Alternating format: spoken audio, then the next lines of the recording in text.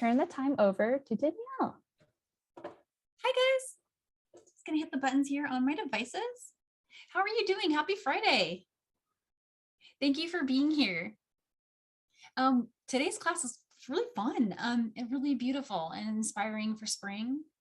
And it's a technique that I'm sure you guys have heard of before. It's a variation on peyote stitch that takes 4 beads and uses them as 1 bead in each of your counts. So it's called 4-drop peyote, and it's really versatile because it can be used even without a pattern to very quickly create a nice wide piece.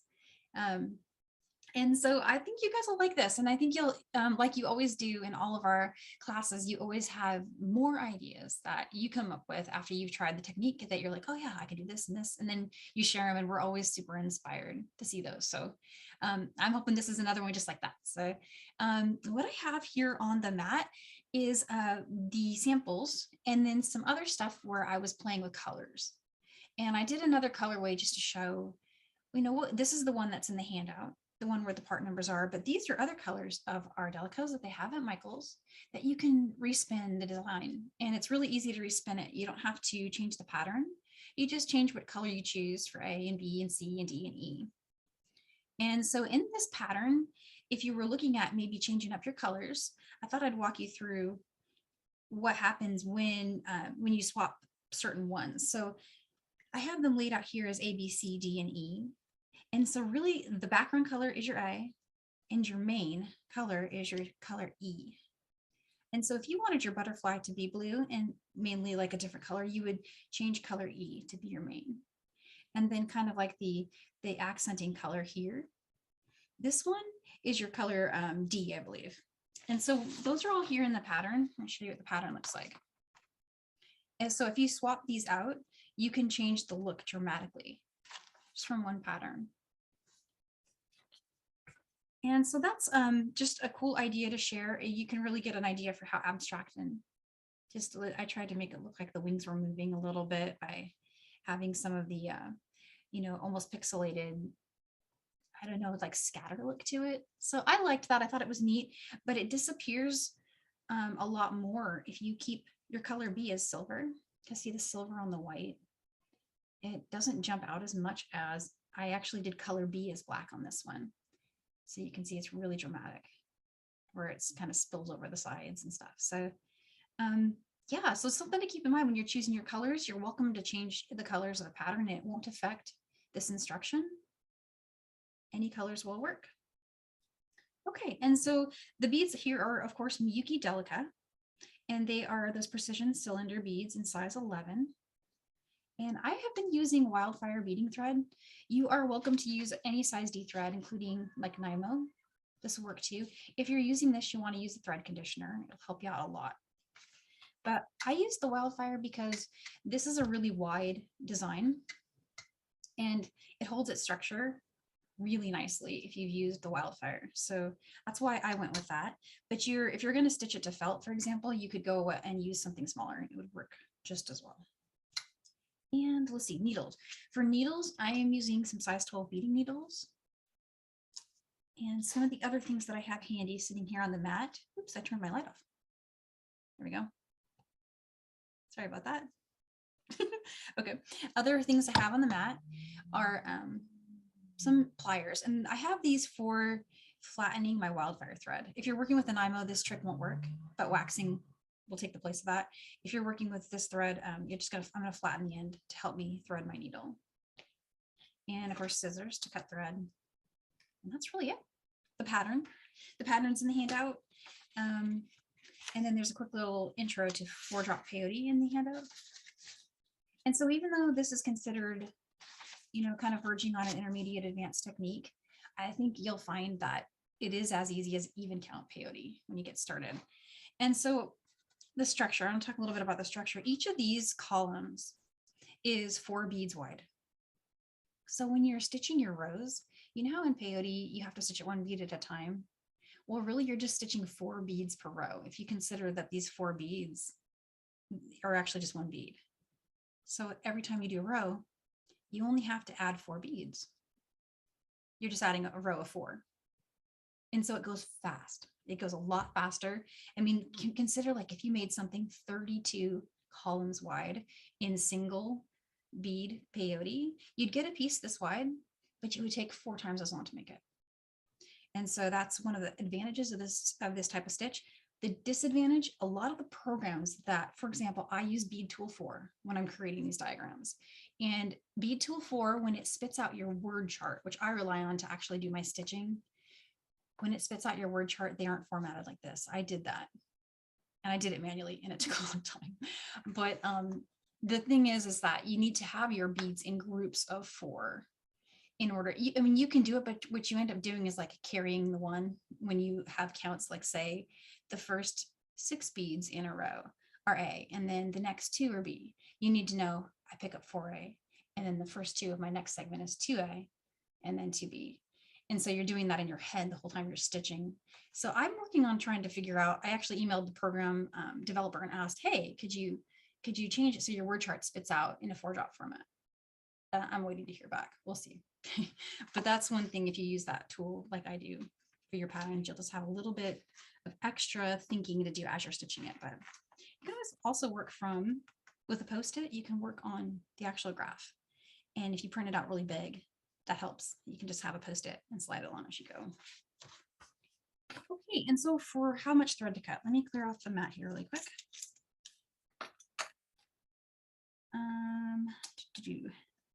So I'm going to work with some white thread today, which is what I used in the original samples. And I think it'll show up really good on this background. I cut a wingspan, or a little bit different than, oh, and anyone who's impressed with my mat, let me show you what it is. It's at Michael's felt wall. It's really cool. And it has the added bonus of if at the end, if you guys want to see stitching to felt, I could use this piece of felt to show you that. Okay, and so for thread, I just cut a comfortable wingspan for me. I don't want to be pulling long strands through as I'm going. And you're going to end up adding thread probably 4, maybe 5 times. And it's easy to add the thread, and we'll show that. But so for me, I'm just going to do a wingspan. And of course, in this demo, we're going to do the demo more than once, so don't worry. Follow along as best you can, but with the knowledge that we're going to do it more than once. So there's a comfortable length of beading thread for me. I think for this demo, I might have cut like 32 inches or something. And I'm just going to flatten out the end of the Wildfire. I'm grabbing my size 12 beading needle. And it just goes through a lot easier if you do that step, you know, with flattening it. And then just fold down maybe like 7 inches or so. Just fold it like that. And this is one of those ones that we work on a single strand.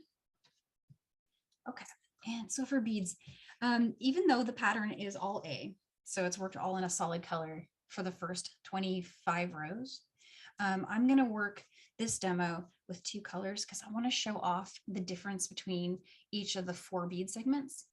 So I was thinking it would be easier to illustrate that if I string it like that. So here's what I'm going to do. I'm going to start with 2 color A's, essentially.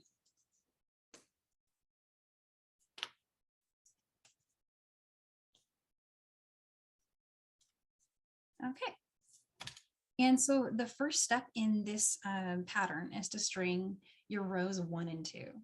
And rows 1 and 2 have 32 A beads. But what I'm going to do just for demo is I'm going to string 4A and then alternate my color every 4.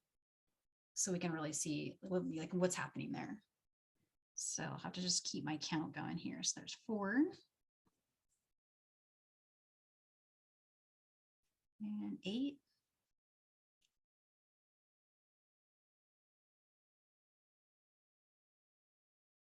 So just every 4 for me is going to be different, but you guys can be all the same color. We're going for a total of 32.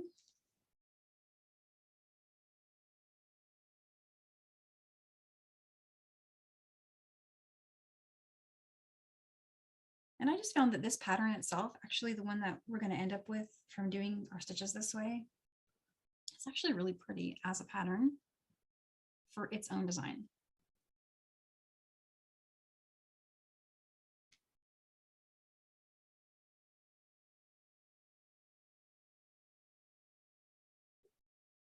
I've got, there's those.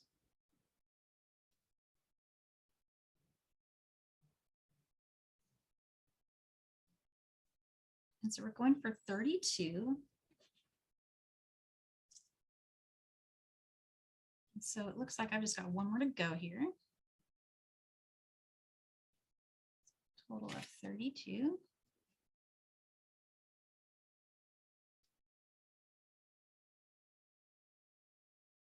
All right.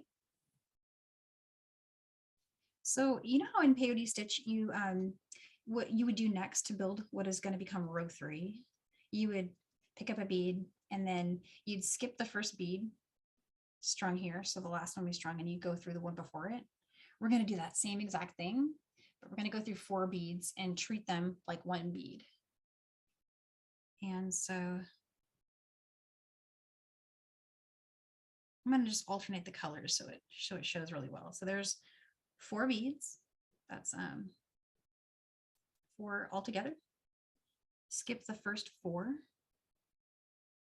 and go through the next 4 beads. And our trick for starting peyote stitch will still work even though you're working with 4. So that trick is if you take your working thread, just one on the side, and your tail, and you just pull them apart, they're kind of going to pop into place. And don't worry too much if they don't look exactly straightened out. They will straighten out more when you add your next row.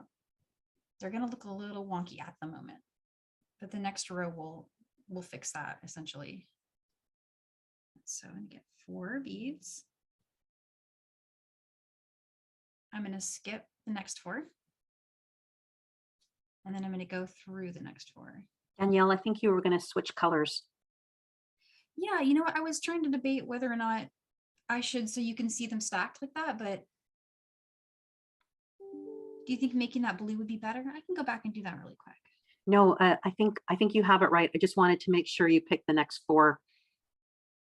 Yeah, I was going to go, so this row going this way would be all white, and then my row 4 will be all blue. But I could do it the other way. I can make so that the columns are stacked blue on blue. And another cool thought is I could actually alternate it every 4 rows, and then you would have squares, like little checkerboard squares.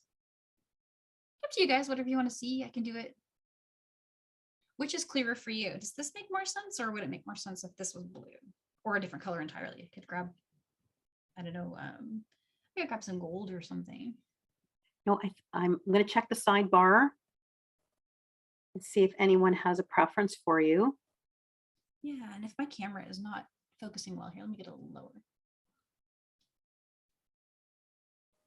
Checked blue on white and vice versa. So what I'm doing here is that more or less Let's do that because your beads are set up. they're set up. Okay, and we can always do it different on the next demo too, and then it'll click for more people that way.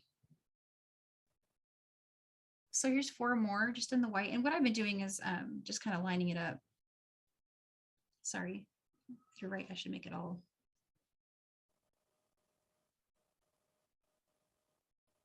So if I do that, it would be blue on top of blue, right? And I'm going to do white on top of white, white on top of blue. So skipping those and going through the next one here. And I'm going to do that same thing again. We're just going to pull these apart.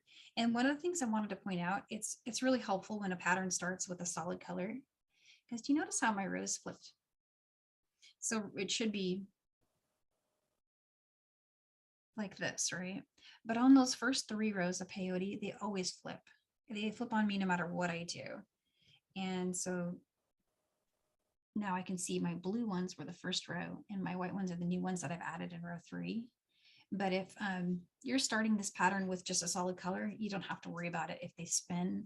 You can just start row 4 and go through whichever one is in the right position for you. So, but if you had a pattern where the pattern started like right off in the first 3 rows, then you have to pay attention to the spin. So it's kind of a pain. So whenever I write a pattern, I make the first 3 rows all the same color for that reason. So it's just a little tip if you design your own patterns. So there's 4 And I'm sticking with that convention so that they stack different on top of each other. So 4 white beads, skip the next 4, and then go through the 4 after that.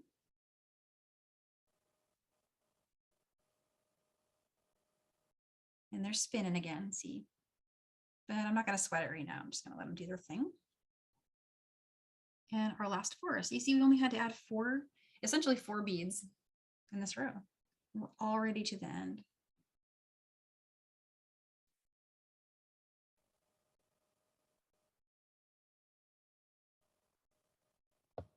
I'm just going to straighten that out again.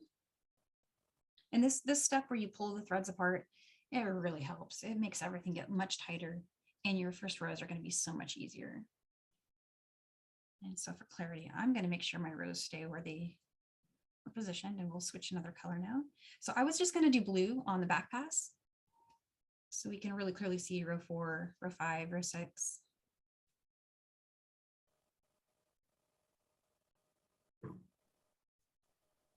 So I would want to take 4 more beads. And let me pick this up really quick. I want to go through the 4 up beads. So does everybody know what I mean when I say up bead? In a design, the one that's sticking up is your up bead. And you'll see it when you've created your first 3 rows. It won't show up until after row 3 is created. But after row 3, you'll have a pretty clear view of where row 4 should go, which is we're going to put beads in each of these spaces.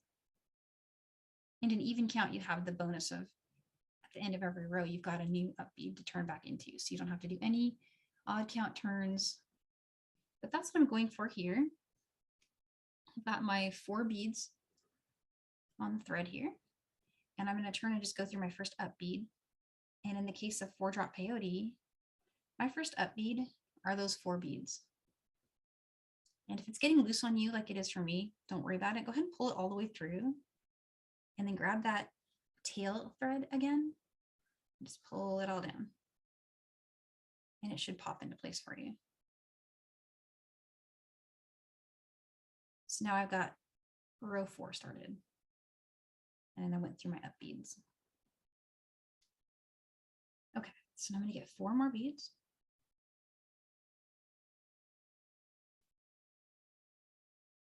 And I'm going to skip 4 beads and go through the next 4. I don't really have to count because I just see that that's the next up bead position. Just going to go ahead and go through there.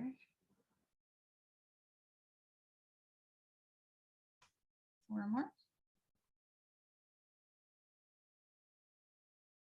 And right now we're just grabbing one color, but when you start working on your pattern, you'd have to pay attention to what 4 color beads to pick up. But we're not there yet. I just want to plant that seed to think about.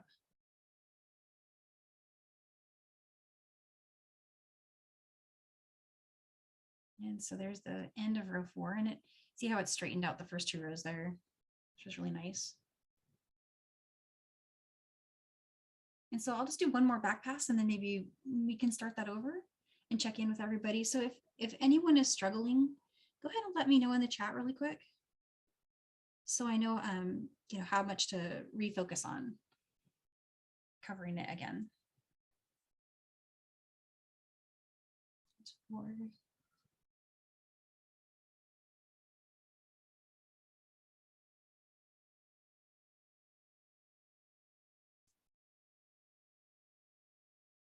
And I didn't switch back to white, but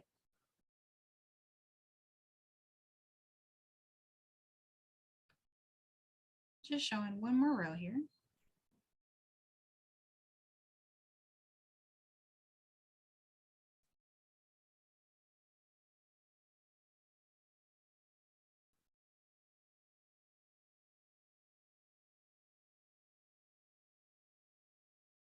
There's one more.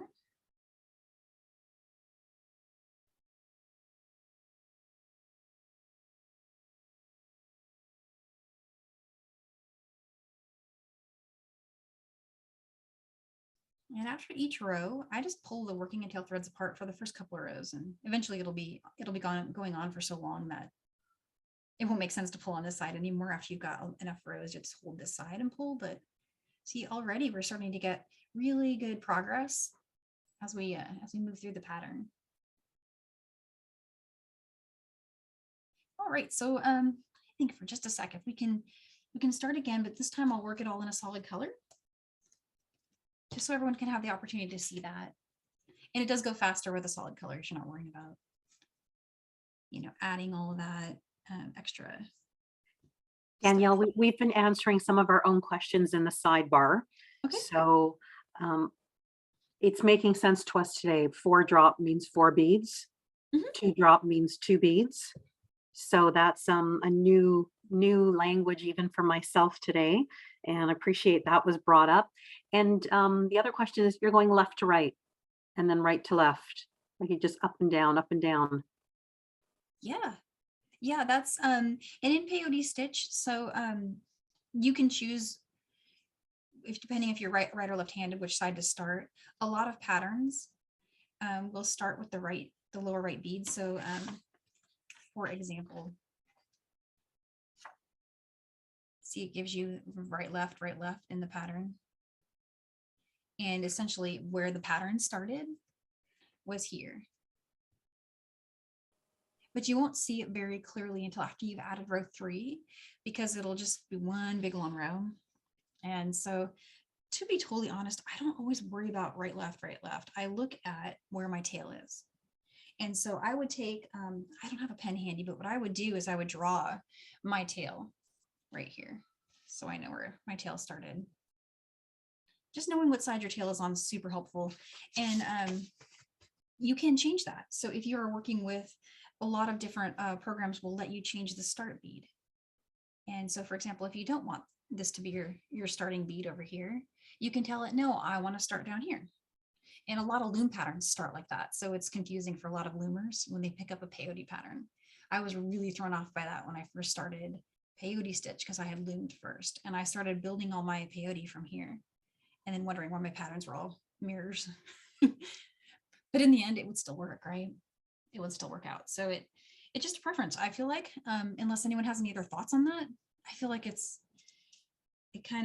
more just, you know, where your tail is exiting and where your working thread is left off. When you start the next row, you're just heading back in the other direction. Then I think you're good, Danielle, to now show it white on white. White on white, okay. All right, so I'm gonna do the same thing again, and forgive me, I tend to lose count, so I'm gonna be double checking my counts as I go, but a little harder with the solid color in that first count. So once again, I'm cutting just what is a very easy working length for me. I'm probably going a little shorter than I normally would because I'm trying not to hit my camera. But just cut a length that works for you, for your arm span. And I'm gonna go ahead and flatten that out. And let's just start creating one side. And something I wanted to note about this pattern while I'm stringing beads here is that you do not have to create a solid 25 rows before you jump into the pattern. And I think at the very end of the pattern, I also put a tip that if you wanted to, you could just build 3 rows and then start the color part of the pattern, which starts on row 26. So you could create 3 rows, start doing row 26 from there, and then come back at the end and pull out your first 3 rows. And you would have just the butterfly, and you can make that into like a necklace if you wanted. You could string that onto a chain on either side. It would be really cute. Also would be a great decal on like a tote bag or a purse. So there's those.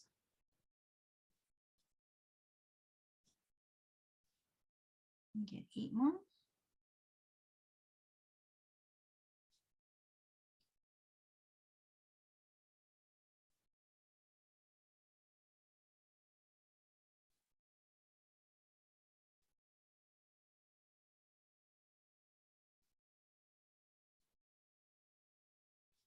Okay, 4 more.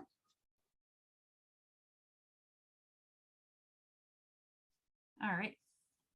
So I'm just gonna double check and make sure I got the 32. I think I got it right. If you ever lose count, this is how I count them. And I'll also show you how to count your peyote stitch pattern after you've been working it, in case you lose your place. but there's my 32. Okay. And so just really quick before I jump into that, just in case I forget later, the way that I keep track of where I am in a pattern is I will use either a card or a Post-it note, and I'll just kind of go down my word chart. And then if I'm going to get up and leave and come back later, I don't just rely on my Post-it, because you never know, your paper could get knocked down, or kids, cats, all kinds of stuff could happen. So I take a pencil that I can erase later and just draw a little dot at the end of the row where I finished and left off, so I don't lose my place in my word chart if that's what I'm using to follow it. And then I'll come back when I start working again and just erase that dot, start working down it again, and wherever I leave off, new dot. And so all of my patterns that I've made multiple times, you can see lots of erase marks on the sides, but that's just kind of one trick for keeping track. And then if you didn't do that and you were trying to figure out, well, where am I? You can count the sides. So you can count each of these and then count each of these rows, add it together, and that's the row you're on. And that can become very, what's it called? Labor intense when you're like in the middle. So, but it's still possible at least. And it makes it easy for the beginning here to keep track, because I just start creating until I think I'm there, and then I count how many I've got without really following along for those first 25 rows.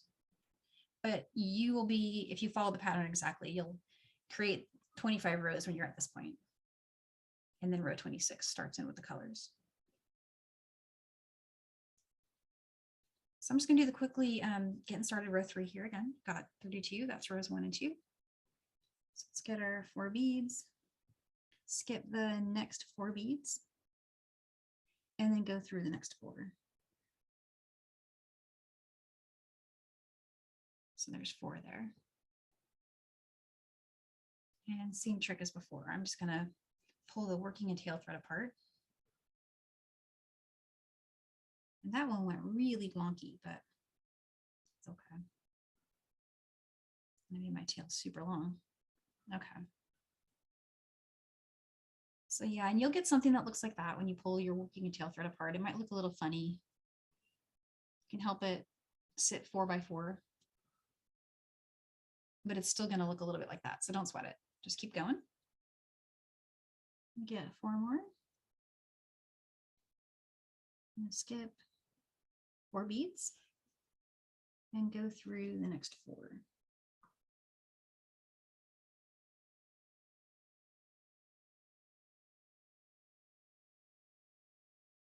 Here's 4 more. And I'm going to skip the next 4 again. And then just go through these next 4.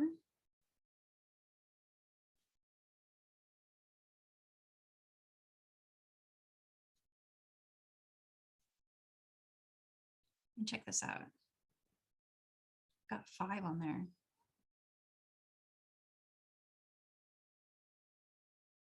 I'm just going to pull that back out really quick and figure out if I added 5 or went, yeah, I added 5 here. One of those extra beads just kind of jumped on. Okay, so 4. Skip 4. And then I'm going to go through the next 4.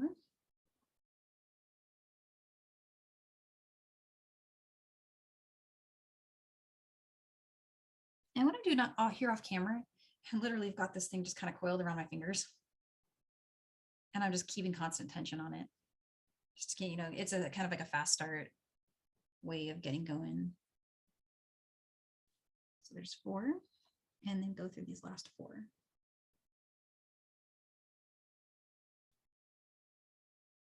And there we go. Easy peasy, first 3 rows all done. Let's do row 4. Does everybody get the row count thing? I know that can be a little confusing, that we're on row 3 now. Yes, Danielle, I was just going to interrupt you before you go too much further. Why do you consider that you've done rows 1, 2, and 3? Yeah, and that's a great question. And that's something that can really be confusing when you first start peyote stitch, because we have to create our up beads. So you notice in the pattern, it's showing you row 1 and 2, and it's got 32 beads. And then rows 3, 4 in every row there and after has half that number. And it's always like that in even count, and in odd count, it would be one off from each other. But every row after that, we're borrowing 4 rows from that first strung 32. We're borrowing every other bead, right? As we create. So really what you're doing in the rows 1 and 2, when we strung those 32 beads, we strung this, all of those, all of those, all of those. We strung every single one of those. And we got to over here and we turned, we picked up 4 more, and then we went back through. And so that's, I know that can be really confusing. So I want to make sure I explain that as well as I can. Thank you, Danielle, because you just said you're going into row 4. Yeah, so rows 1 and 2 don't show their shape until you add row 3. Got it. Like you're stringing all these. I'm sorry, I went from the wrong direction, but you're stringing all these. You pick up another one, and you go back through. You pick up 4 new, you go back through those. And so row 3 creates the shape that you recognize as rows 1 and 2. But in the beginning, they're just a string of 32 beads. So row 1 and 2, they start off as one and they split up into their separate rows when you add the third. That's exactly right. Yeah, that's a great way to word it too, because I wasn't sure how to word that. And it's something that really confused me when I used to use the Quick Start Peyote card, and I had a hard time starting patterns. So when I start from that, if anybody's using one of those, it doesn't work for 4-drop, but if you're using like a single one and trying to follow a pattern, I'd create my own just plain old rows and then start their pattern at row 4, my row 4, right? And so that I'm not worrying about my start. That's another way to get around the flipping too of pattern starting. Well, that makes sense. It's a lot of data. So feel free, like this is the class to ask those questions, because that's that's why we have the extra time. So definitely, if you have any questions like that, jump in. And so I'm just going to go ahead and start what is row 4 now. So I got my 4 more beads, and I'm skipping the 4 here and going through the next 4. And those are conveniently, as up beads, so I can see them really well. And what happens then is it just kind of pops right in. And then we only have to do that 4 times. So you can get you get a feeling for how fast this kind of design can be made. And it looks like amazingly, epically time consuming to anyone looking at it. But that it didn't take nearly as long. I mean, it still takes a while, but not nearly as long as a 32 bead start cuff would take an even count single. Some of the peyote stitch patterns that I've worked in the past that were that thick and wide would take weeks for me to finish. 2 weeks, 2.5 weeks, working on it probably like 3 hours a day, maybe.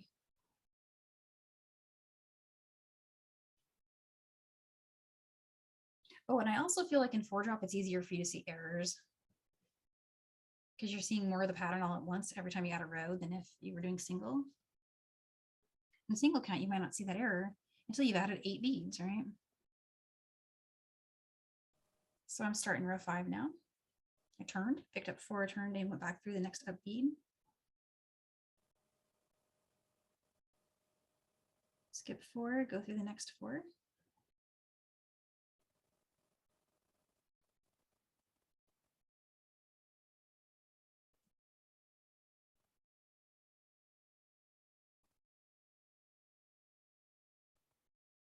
And I'm just gonna keep going for a few more rows, and then we can start the colors.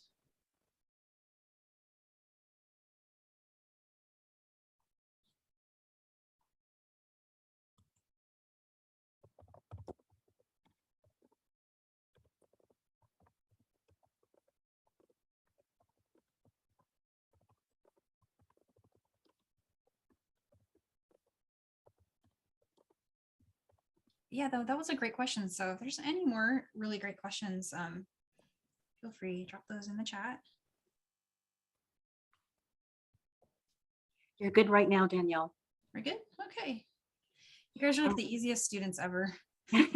I did want to tell you that someone wanted to remind everyone, in case there was someone who hasn't worked with Delicas, that you are working with a glass bead. So if you run across a broken bead, now's your time not to use it.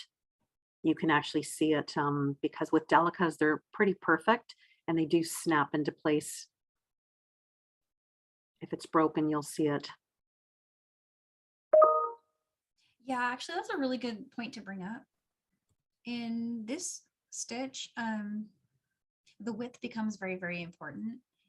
And so any beads that, I mean, it happens only very rarely, but in a tube, if you were to get one that is like a little bit anomalous, it's going to throw off the structure. So if you catch it a little early, just set that bead aside. Maybe you can use it in one that's like a strung design.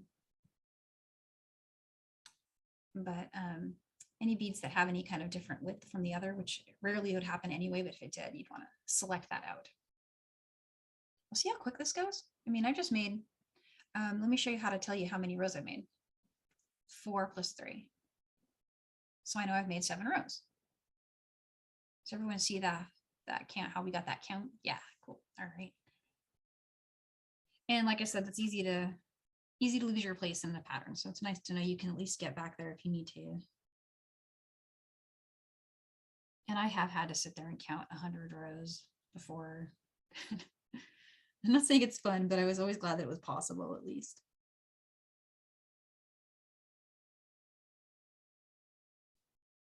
Oops. My needle's picking up the felt, so it's like not wanting to pick up my beads there. And Danielle, you do use a program to design your patterns? I do, yeah. Could you tell us the name again? Yep, it's Bead Tool 4. Bead Tool 4. And it has its own website where you can go and find it.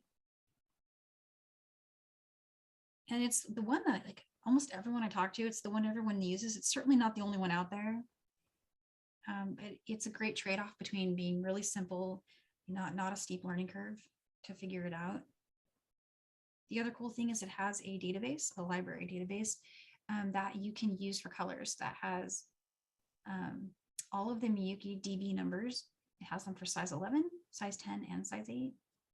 It has Czech Preciosa colors, and it has Toho.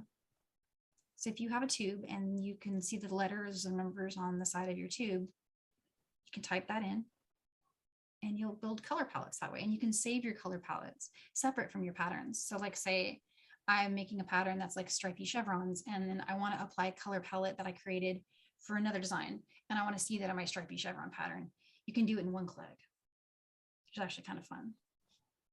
Another thing that is cool is if you sell your patterns, you can take your design and say one of your customers emails you and they're like, hey, I don't have color such and such and I can't get it at my supplier and I want, to make my pattern with this other color.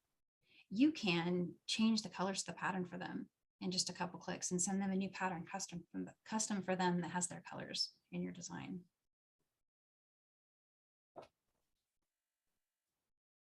So I don't know, does anyone out there sell their patterns or their work? I can give you tips on that. I do sell patterns on Etsy. And it's a really great passive income source, right? Because you just created this pattern one time, you upload it, and then people just buy it whenever they like it.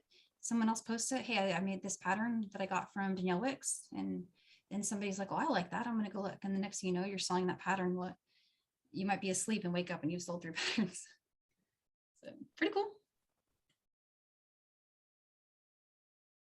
And it outputs to PDF.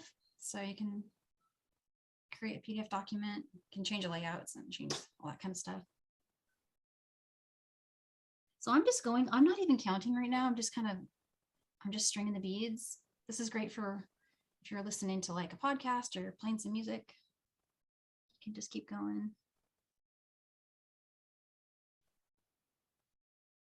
And when I get close, I'm going to count my beads again. Danielle, we were talking before the class started how I love the look of this pattern without the butterfly even.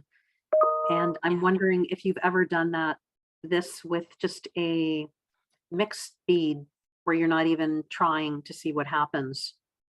Oh yeah, all the time. In fact, when I want to do something where my focus is like the side, the embellishment on the side, I'll create one of these because I just want the width, and I'll do it with a mix and then make pretty side embellishments. And then you get these really colorful, very fast to make, beautiful statement cuffs. Because a statement cuff, this is going to be this thick on your wrist, right? It's going to be really thick. And so when you put those on a bar at like a show, they just pop.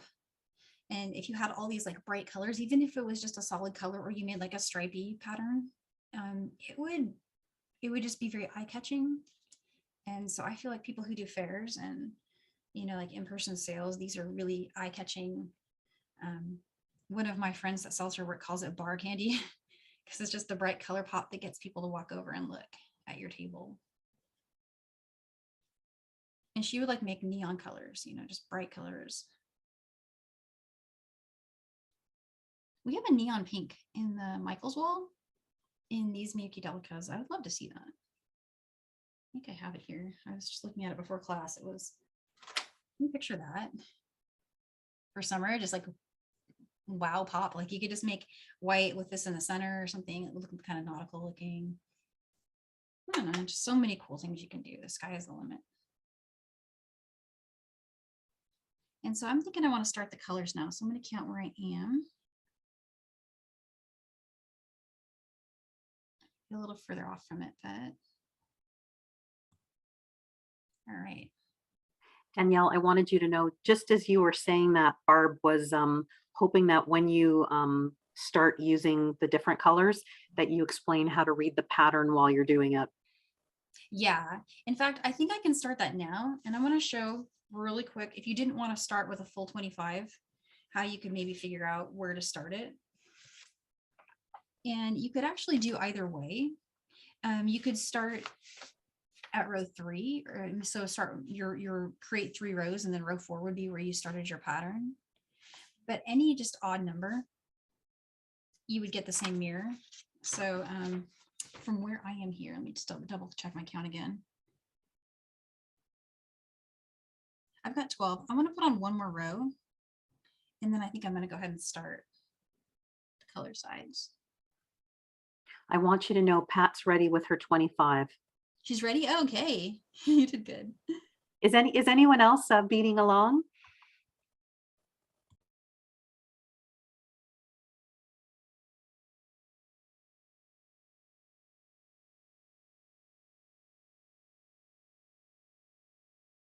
All right, I'm going to go ahead and get my colors ready. So I'm going to need more A. Here's my A. And what I did not invent this, but you guys know Meredith Roddy. She just made a bead mat with the A, B, C, D. She used her Cricut to create a bead mat that had the lettering. How cool is that? I need to make one. I did make this mat with my Cricut. And Meredith taught me how to do that because I did not know. She's been walking me through it. She's kind of like an expert on creating those things. And so if anyone wonders what I'm doing here for colors, so I'm actually just following what's here, right here in the pattern. I've got my DB200, which is our white, and then I've got the DB35, which is that bright galvanized silver. I'm going to go maroon, silver line gold, and then opaque black for C, D, and E. So there's C. And here's the D. And oh, I can't remember if we were going to swap out that red or not for like a blue color. It's a small little dot, so. I think you're safe to leave the red, Danielle. Leave the red, okay. All right, so here's where I am right now. And I'm going to go ahead and start picking up here. I'm going to skip ahead to row 26. And I'm going to start with what I've got going on here. And I did this. If this was like how Bead Tool usually spits it out, it would be all of them just individually, right? But I grouped them into groups of 4, so you know every 4 which one to pick up. So starting here, we need 2A, 1B, and 1A. And there's the dash saying that's our first bead. So it recognized every dash as a bead. I hope that's clear. Maybe like a dot would have been better. I was wishing I did a dot once I started working through it again, but every dash is the end of one bead. So there's 4. And so after we finish adding that, we'll move over and we'll add the next 4, 1B and 3A. Then there's just 4A and 4A. And so that's how I'm going to start my first row with the pattern. And so once again, that was 2A. And, you know, I have to look at it. There's just like, it's not memorized in any way. I'm looking at every time I add a bead. That is stuck to the needle. Isn't that crazy? Check that out. It got a little bit of felt inside. Okay, so there's 2A. I need 1B. And then 1 more A.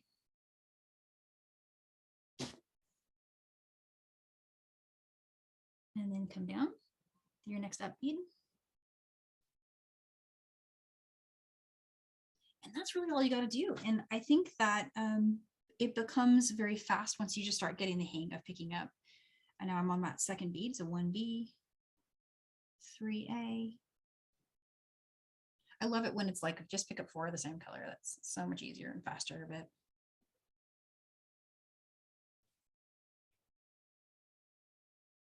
and then the rest of this row is just 4A, 4A.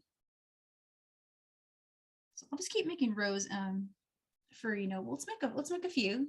You won't really see the pattern start to grow very much, you know, this quickly, but I did post yesterday on Instagram. I posted a stop motion reel of making this one. So you can see, and I just took a still photo every 10 rows. So you could watch it grow, which I thought would make a really cool reel. So there's that row. And now I'm on row 27. So I'm going to do 4A, 4A, 4A.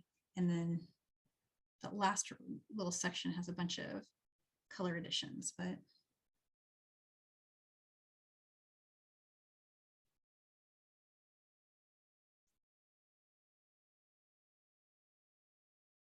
let me go ahead and hold that pattern back up so I can explain why I'm just doing the 4A's here. And the reason I'm doing that is because here, this next row, it just starts with 4A. So I'm just going to do that 3 times. My first 3 beads are all white. And then I've got the 2C and 2D for my last one.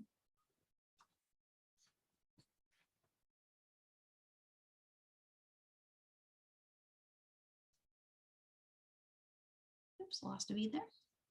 There we go.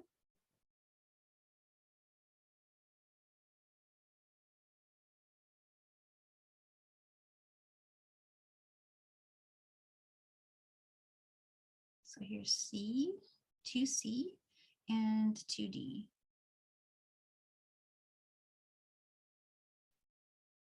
And skip 4 and go through those next 4. There you go. So now down to row 28. 2A, 1C, 1E. There's 2A, 1C, and 1E.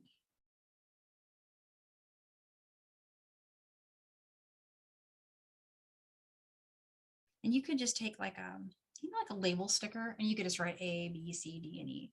I actually just remembered by position. But if you had a pattern where there was like, I've seen some crazy patterns where there's literally they're going like H, I, J, K in colors, right? If you had something like that where you had multiple rows, then having a labeled bead mat might be really cool. And you could just make one with just regular little sticky label, stick it to your cloth or your felt. So anything like that should work pretty good. So that was bead 1 there. It was 2A, 1C, 1E. Now I need the next set of beads. And let me bring this over and show you what I'm doing here. I'm picking up 1C, 1B, 1A, and 1B. So C, B, A, B.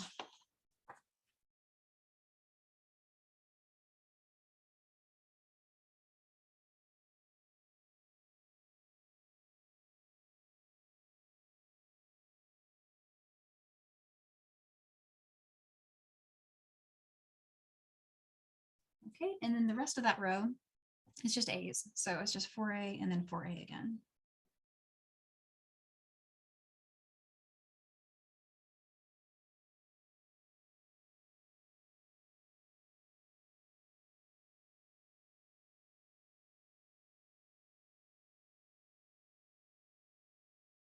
There we go. Okay, coming over here. This next one's really easy. It's just 4A, 4A, 4A, and then 4E.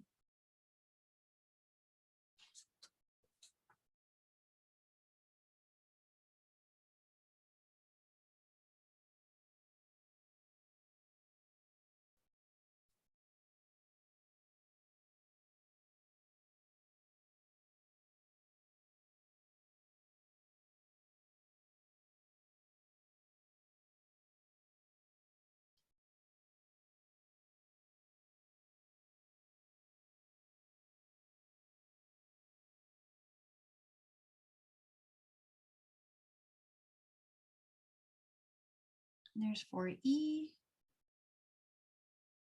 You see, it's going fast. This isn't taking super long. It's just going right along. These make great gifts because then your giftee is like, wow, you made that for me? That must have taken you eons. I'm like, oh yeah, sort of. So there's 2A and 2E for my next row. It's my first bead. There.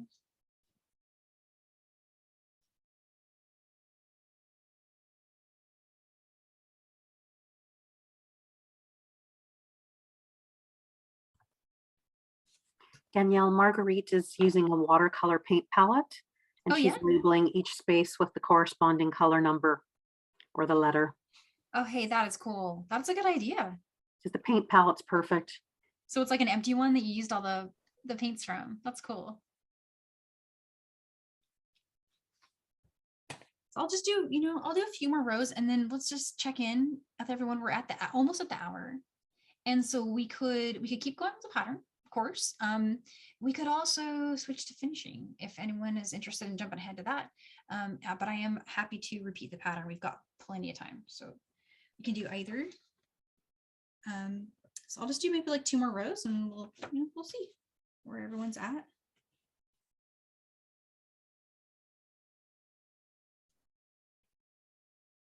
Let's see.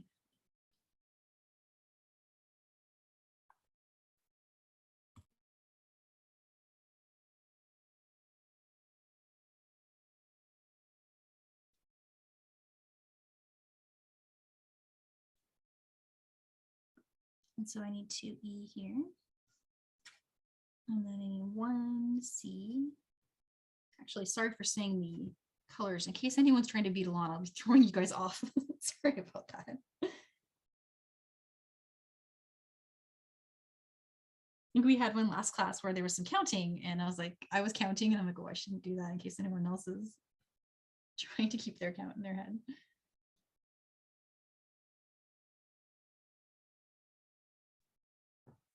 In the good old days when I used to get together and bead in groups, that was one of those things. It's like there was always 1 or 2 of us who counted out loud. We'd wait for one of us in the group to get brave and then be like, can you stop counting? It was good times then.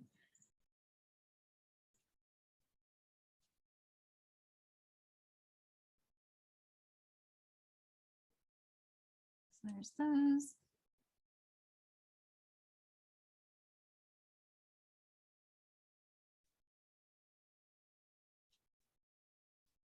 My beads got hidden under there.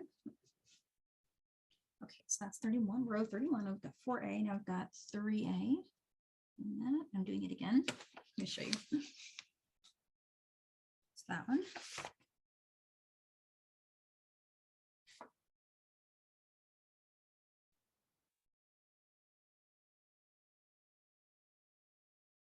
And 40. So the wing is just starting to take a little bit of shape here. It's just the little tiny right tip of the wing.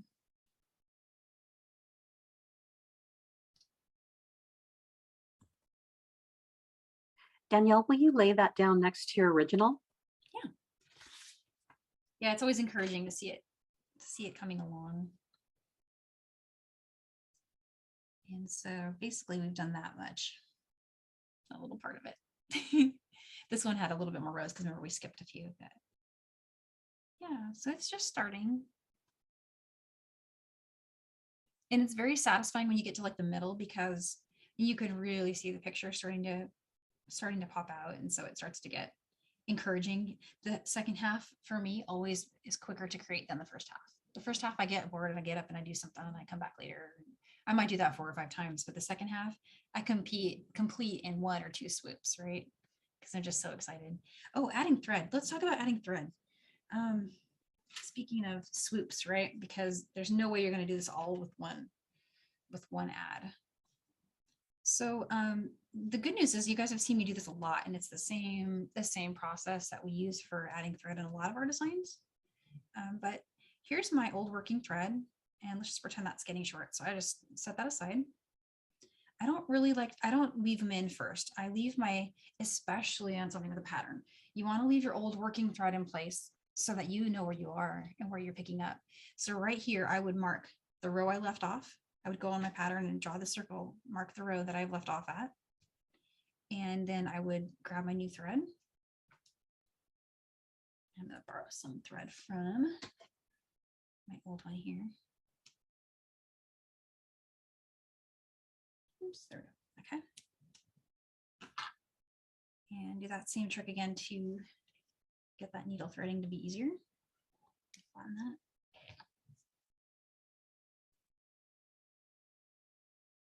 New thread. Okay. So my goal is to weave it into the work somewhere. And to do that, I'm going to try to change direction 3 times. And it doesn't actually matter where you start. I'll just kind of enter the work anywhere.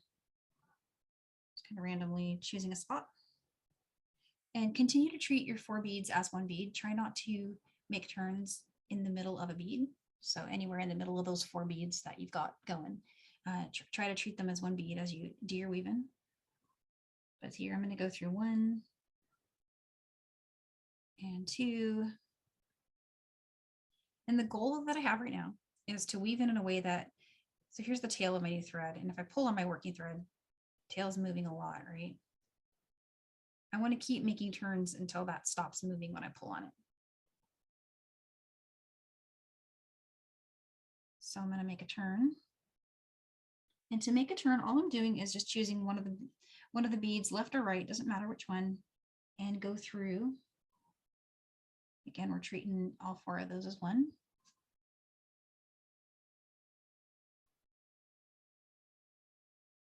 And when you do your turns like that, if you can see the thread popping up over, if you spin them in your hand, just kind of work them back and forth like that, it hides threads in between pretty nicely. And then if you want to, you can test it again. It should probably still move when I pull on it. See, it's still going. But I'm going to switch again. Now I'm going to go up. So there's 2 changes in direction. Pull on it. It's a lot harder to move now. In fact, sorry, I'm pulling on the wrong one. It's pretty solid actually already. And then I can move it if I really pull. So I'm going to do 1 more turn. Let's go up. I'm going to go up 2 more. 1. I'm just keeping my turns separated from each other so I don't have multiple passes of thread doing jumps like this. This is a turn. Turn just down into the adjacent bead.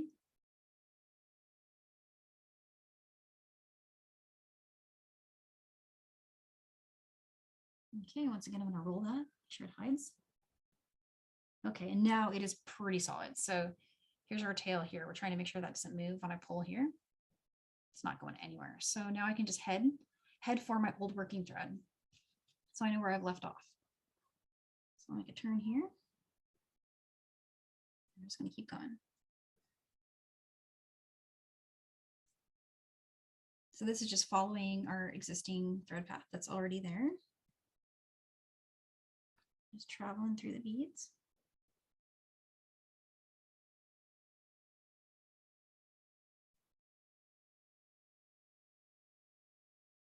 Right back in place. Okay. So now what I have is a tail I can trim. And you can either use your burner or your scissors. If you're using scissors, it helps to put some tension on it by pulling up and pushing down with the scissors when you cut. So it kind of just pops in there. And again, this is my old working thread. I'm going to leave it alone. Not going to do anything with it yet. I'm going to start creating new rows. And in a design like this, I'll probably create another 10 rows, maybe five, 6, 7 or so at least, before I take my old working thread and weave it up into those new rows. And that way you don't have extra thickness. So what I mean by that is, for a design to be really flowy and move, have lots of great movement, if you were to say, weave your new thread in, and then take your old thread and immediately weave it back into that same place, you'd have a thick spot, a spot in your work that doesn't move as nicely as the rest of it. So a way around that, if you really wanted to get that working thread, old working thread out of the way right now, you could just dance around up here a little bit and weave it in over here maybe, and then just create your new rows. Or what I usually do is, I'm eager to keep going. So I've got my new thread. I'll start building my new rows out, and then I'll take a break, bring this in and weave it in. Often I'll do that at the end, right? I'll make the whole bracelet and I'll have a bunch of these hanging out. And that's how I can tell people how many times I added thread in one design, because it acts as a little marker, like, hey, that's the first time, here's the second one, third one. And so that's another thing you can do. If it doesn't bother you to have extra thread hanging while you work, you can do all your weaving in at the end. A lot of loomers do that. A lot of loomers leave their tails hanging out from their thread adds as they go. So yeah, let's see what next. I can do some more rows, or we can figure out finishing stuff. Does anyone have questions about pattern? Danielle, your timing is perfect. I want to do our classic 3-minute Okay. comfort break. All right. So if anybody wants to quickly go get a glass of water or grab something, we'll give you a few minutes, and Danielle, you can do a little reset. Hopefully you sounds have good. a glass of water yourself. Yeah, I've got one.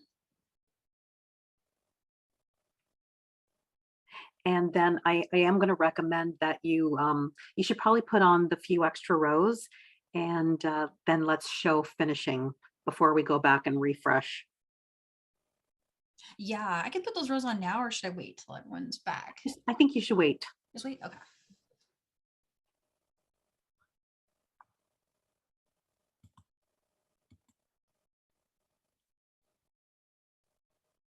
This is where I was here. No, bring a pen. I remember to bring a pen next time. Should I go get one?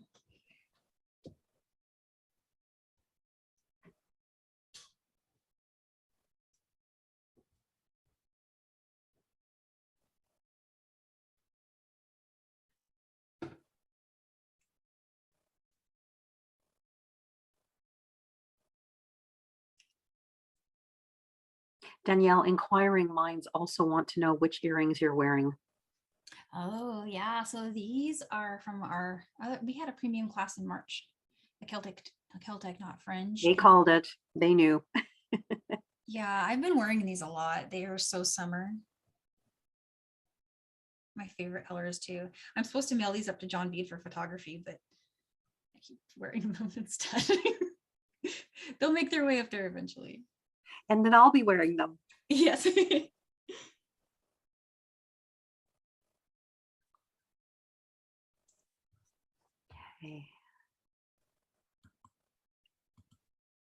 All right, Danielle, I think everyone had a quick run, and we're good to go. We're good to go. Okay, so what I did is I left my spot marked here, and now I'm going to start finishing. I'll do like two more rows, 3 more rows or so, and then we'll switch to finishing it on one of my worked ahead samples. But so for this one, I'm going to do A, B, and 2E. Next beads in the line.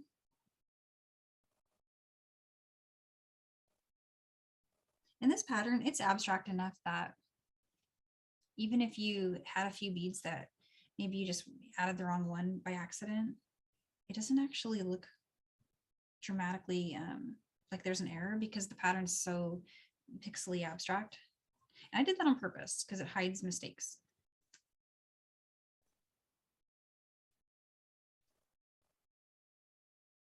And let's see where we are here now.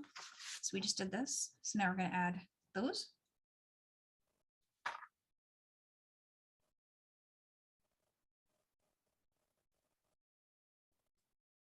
I feel like this technique is kind of like a hybrid of looming because you're picking up more than one bead at a time for each row, and it's always made sense to me, so I kind of like it. And so the rest of these are just all going to be those 8. So.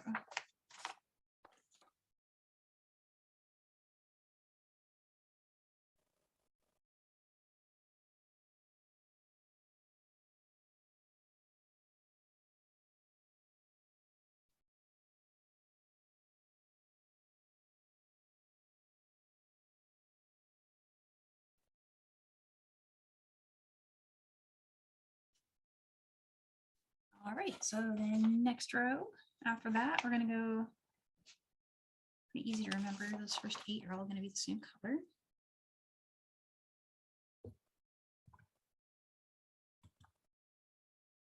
This pattern starts out really, really slow where you're doing a lot of the same color A over and over again. And then, and kind of in the middle, it just starts going crazy with colors.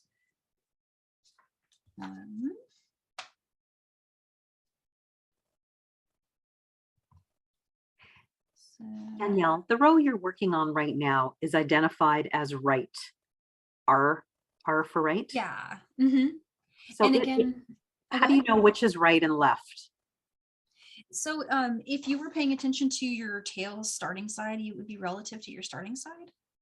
And if you're working right to left, it would mean that you're starting on the right, starting on the left, starting on the right, starting left. So it, truthfully, I ignore it because if I do this, I just changed it. And so that honestly is, it's never been helpful to me to have that extra information in my patterns. I include it because I know that it helps a lot of people. It's just especially helpful if you're trying to look at your chart and get your chart to match. And but personally, I don't even really worry about it because if I flip it this way or I flip it that way, I just have trouble remembering.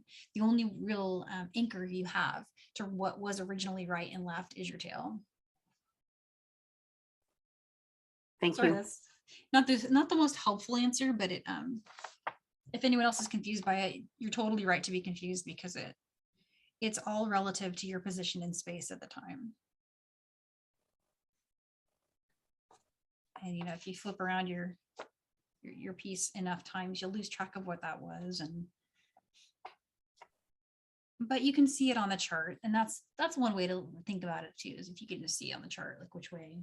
And that actually becomes much easier to do once you have more of the pattern built, which can help you find your place later. So it does serve a purpose, I guess, if you think of it from that perspective.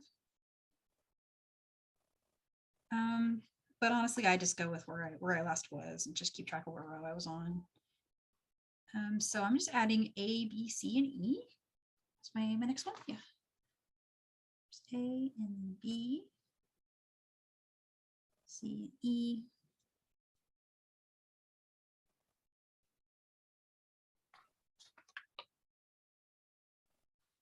And here's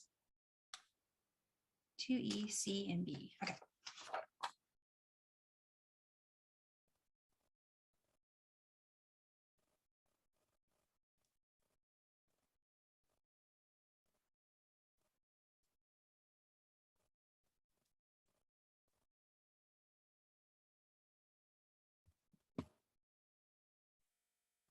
All right, should we do one more? How are we doing here? Got that one done. I've done that one. And so I'm just here.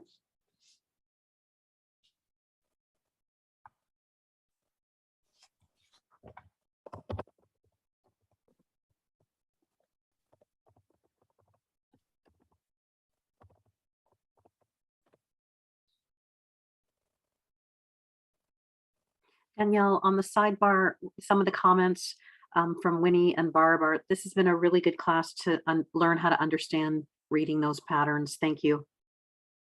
Cool, I'm glad. I hope that was helpful. Looks like I picked up an extra bead here.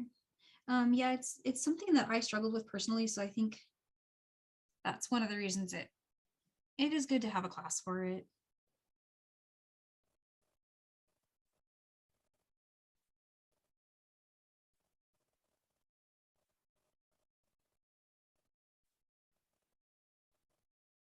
And definitely, if you've ever done looming, I feel like having done looming is a handicap for learning this kind of peyote.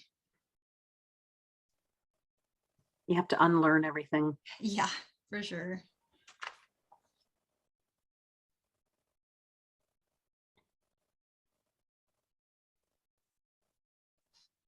And so this is pretty easy. It's just going to be all E's and all A's. Okay.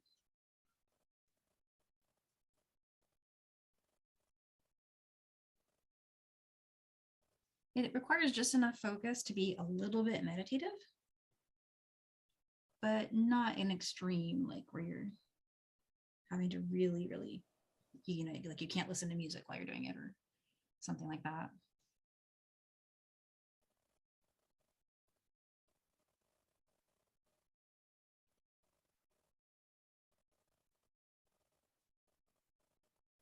But yeah, so, you know, it's going slowly, but it's moving along. And so pretty. And when it's done, it's really fun because you just get this pop of pattern that's just very cool looking. So now you're going to tell us what happens if you did the whole thing. Yeah. Valerie's laughing along with me. That's a tomorrow thing. Yeah, and it also it depends what you want it to be, and that's something you might want to think about even when you're selecting your thread. Because if you want it to be a bookmark, maybe Nymo is great for that, and you don't have to worry about it. But if you want it to be a bracelet, definitely working with the Wildfire is going to give you a more solid piece. It's pretty strong. You know, and it wears really great as a bracelet.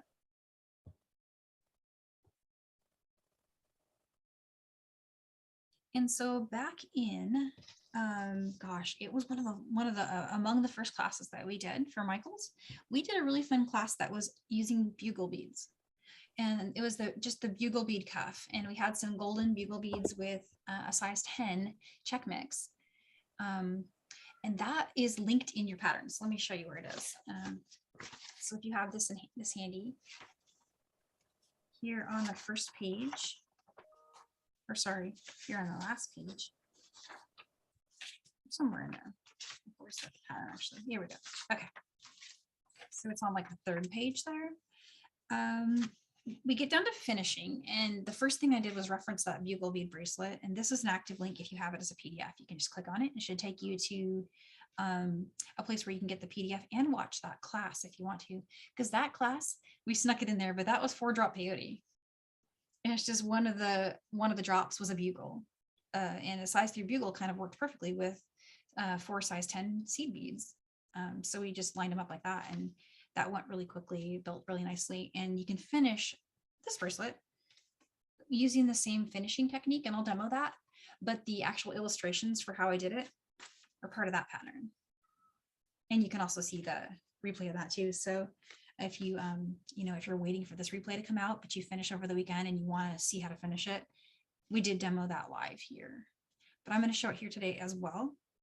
And then if we get time, I was going to also show another idea that I had, which is to take some felt and make the felt look as like a backing for it, which is another way you could stitch it onto other things. Like you could stitch it onto a bag, like a clutch bag. It could be the fold over part of a clutch, or it could be any other kind of decor item that you'd want it to be.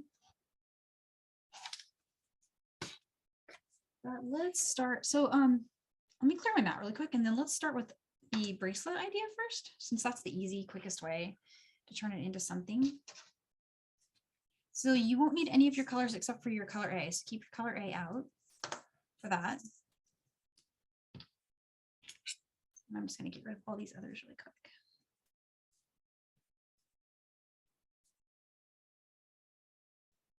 And I saw they had this scoop I'm using. I saw they have those at Michael's now. I was in there the other day and it was there.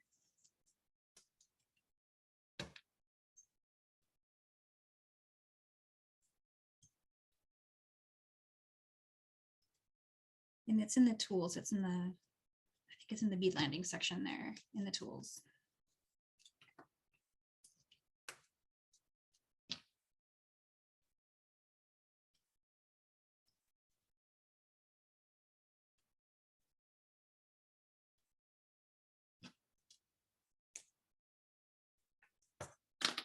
but not least, my last color here.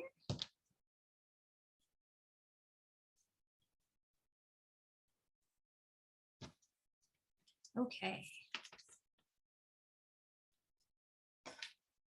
So what we did in the bugle class was we took the ends of these bracelets and we just kind of created a loop of seed beads that you could use to attach to a clasp. And in that design, I just threw a jump ring and a lobster claw on it.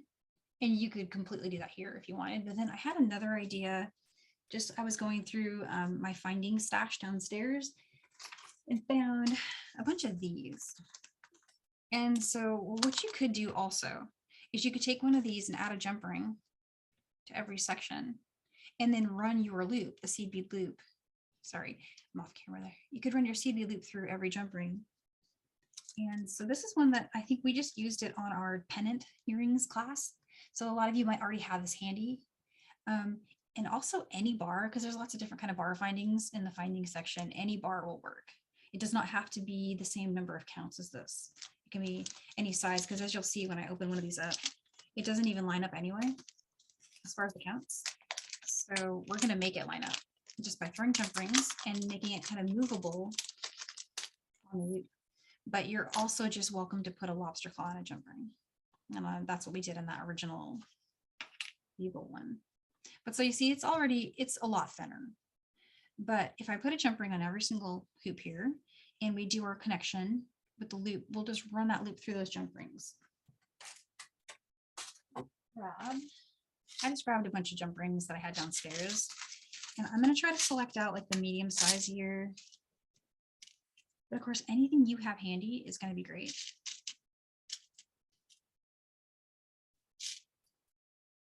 I'm going to need 5 of those.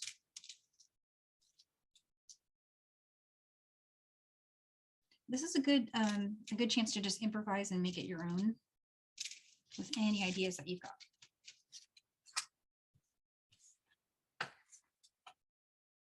Okay, so let me get my needle back on here.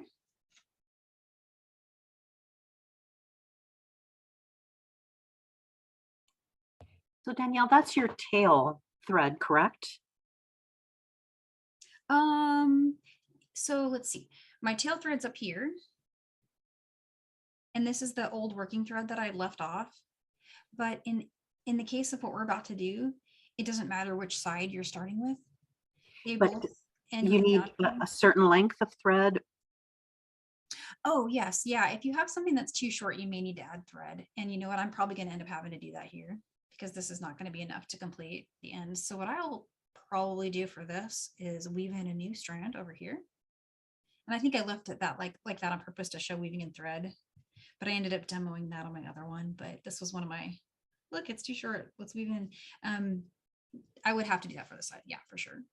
I believe this was my tail side and I just didn't leave very much, but something to talk about there. Actually, that's a great question. So one of the reasons I tend to do that is because if you have something that's going to break is going to be your clasp. So on all of my designs, if I ever got a return or something broke, it was always around the clasp or the connection to the clasp. And on a design like this, the last thing you want to do to repair that is undo a bunch of your rows and add a bunch of more rows back when you have to carve out, basically because you used your structural, thread, the thread that made your design. If you use that to finish it, a path to fixing a broken clasp is harder.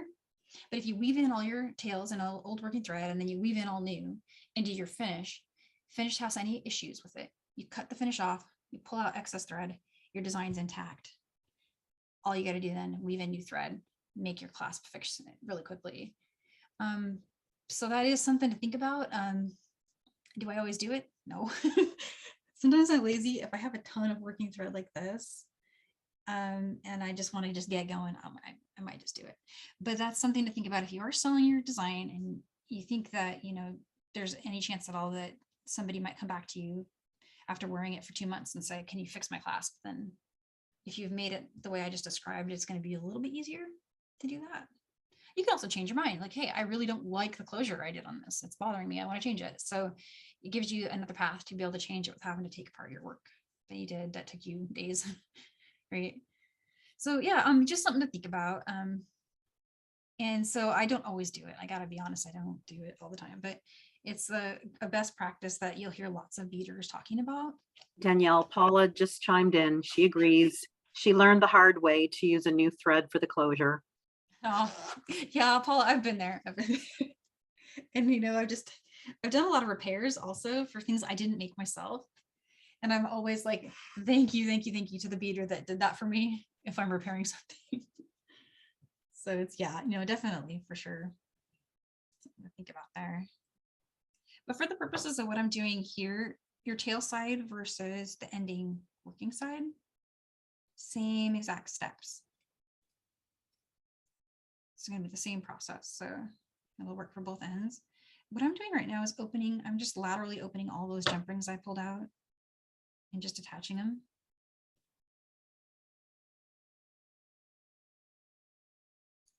And with the goal in mind of this being a little bit secure, because the thread is going to be running through a bunch of beads, and those beads are going to be running through all of these jump rings. And I'm closing them really well. I'm listening for that snap. So when you close a jump ring, if you listen for the click, you did a really good work, worked on whenever you're bending metal, you're work hardening it. And it's a little inaudible, but you can hear there's a tiny little click there.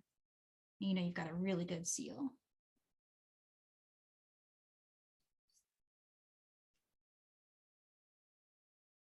Get the other side.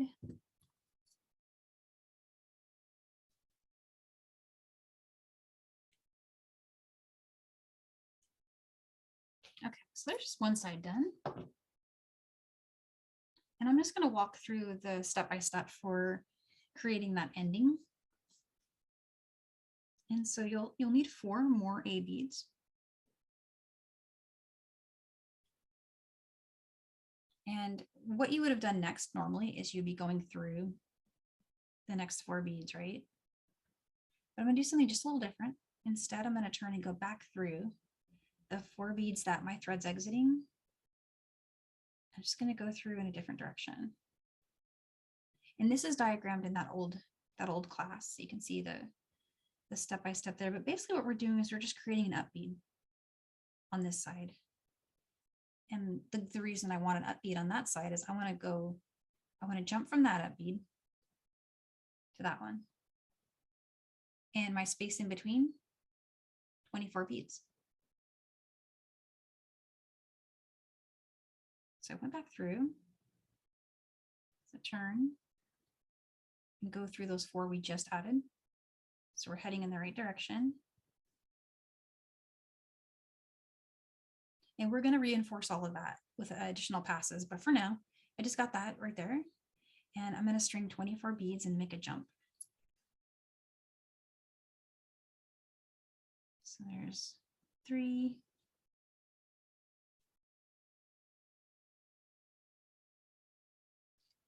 9.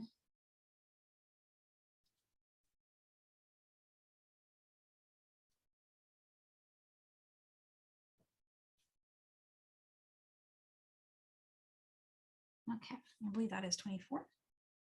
And this can be to your liking too. You can test it first and just see. And that seems pretty good to me. This is also another way to make a buttonhole. I don't know if I've ever shared it. We could do that as a class someday.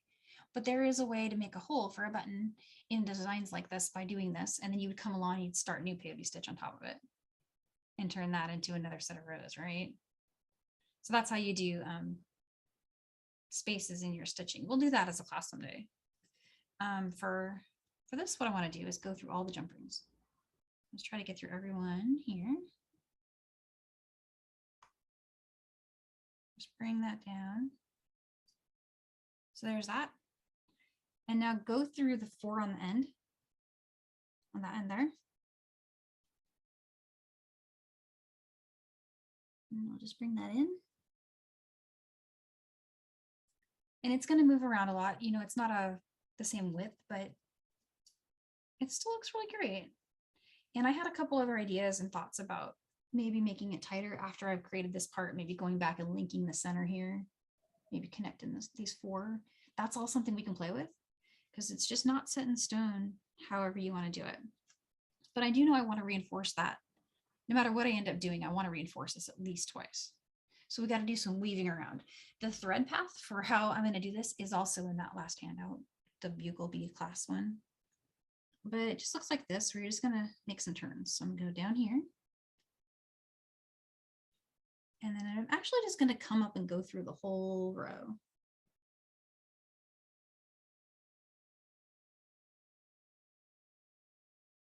And I'm just being a little careful so I don't miss a bead. And I thought that was okay to do, because if we were going to jump into the next bead down, we would just jump from here to here, right? So there's that thread. And I'm doing that twisting just to get it to hide. I don't know if you guys can see that, but it doesn't really show where I did the jump, but I did jump from this second row back. I did jump into my loop. You could also weave around in a circle to exit from the right place too. That's another thing you could do. And here I am going to do a little turn. I'm going to go down through here. Come up.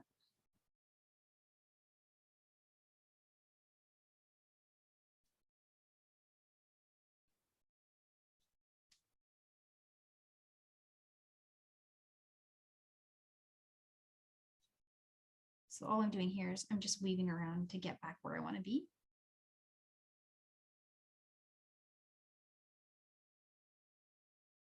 Now I'm going to go through that loop one more time. And you could do it a fourth time if you wanted to, just to make it extra secure. The Delicas have a really great thread. What's the word? Internal hole diameter is really generous on a Delica, so you can get through it an additional pass if you wanted to. This is my third.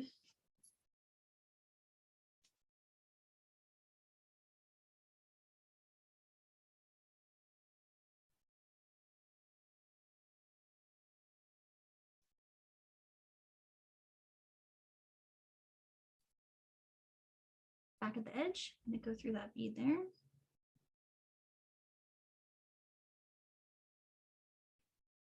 And one thing to note is when you're coming down through here, try to pass above the thread that you used in your last jump, and it'll kind of lock it down a little bit.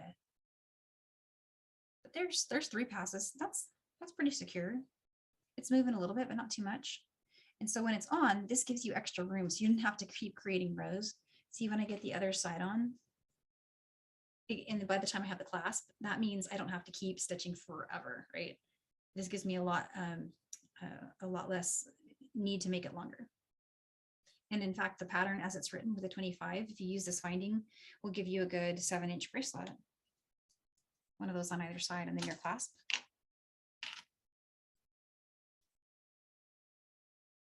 About 7 inches or so. If I can estimate that right. Let me grab a. This one I did start exactly with the 25, but it's in the pattern. So there's, assuming you have like a lobster claw on there, let's put our lobster claw out here and our jumper knot here. About 7. So not bad. And then you could just adjust it here in for making it fit. And then just one other thought I was having just looking at this, if you didn't want it to do that, we could probably go through it and lock it. Here's what I'm thinking. I'm going to stitch through here. And I'm going off of the script now, so, but it's just kind of a neat idea. Let's see what happens. Keep going. Okay. I'm going to go through these down beads. So here's my edge. I'm going to go through the down beads that are here. So those 4.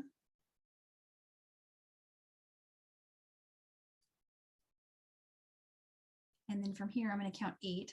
So there's 4. There's 8.